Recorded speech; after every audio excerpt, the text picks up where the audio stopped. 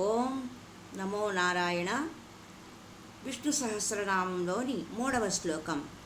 ఓం యోగో యోగ విదాం నేత ప్రధాన పురుషేశ్వరః నారసింహ వపో శ్రీమాన్ కేశవః పురుషోత్తమః.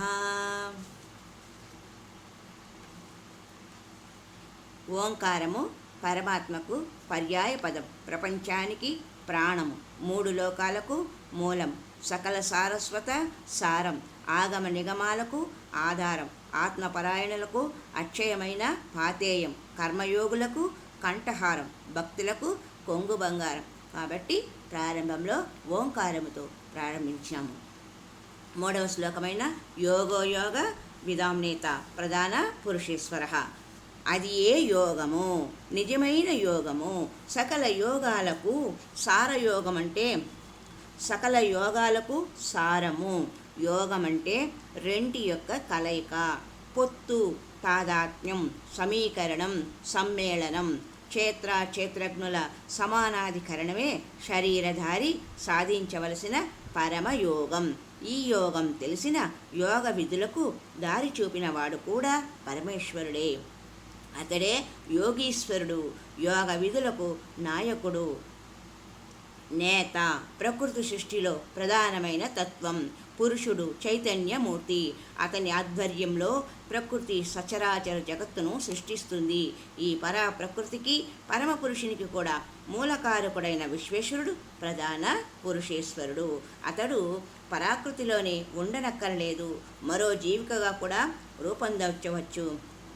రూపొందవచ్చు. అతడు నరోత్తముడైన నారాయణుడు కావచ్చు, నరాంతకమైన సింహం కావచ్చు, రెంటి సమ్మేళనం కూడా కావచ్చు. ఇదే నారసింహ వపు. శ్రీమంతుడైన భగవంతుడు తన సర్వాంతర్యామిత్వాన్ని నిరూపించేందుకు, భక్తుల మాటను నిలబెట్టేందుకు నరసింహ రూపాన్ని కూడా ధరించాడు. ఏ రూపంలో వెలిసిన శ్రీ సమేతుడైన భగవంతుడు పురుషోత్తముడే. అతనికే కేశవనామం కూడా ఎక్కువ ప్రచారంలో ఉంది. కిరణజాలంతో ప్రాణికోటిని బాధించే అసుర వర్గాన్ని పారదోలి సృష్టికర్త అయిన బ్రహ్మదేవునికి కూడా అధిపతిగా రాజిల్లే అనంత తేజోరాశి కేశవుడు. కిరణాలు 2 రకాలు. చూడవలసిన దాన్ని చూడనీయక కళ్ళకు మిరుమిట్లు గొలిపేవి కొన్ని, అన్నింటినీ ఒకే చోటనే చూడగల దివ్యశక్తిని ప్రసాదించేవి మరికొన్ని.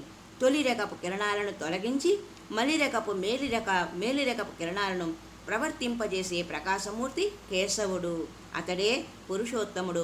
అతని అనుగ్రహం ఉంటే నరుడు తనలోని పశుత్వాన్ని పోగొట్టుకొని నారాయణుడు కాగలడు.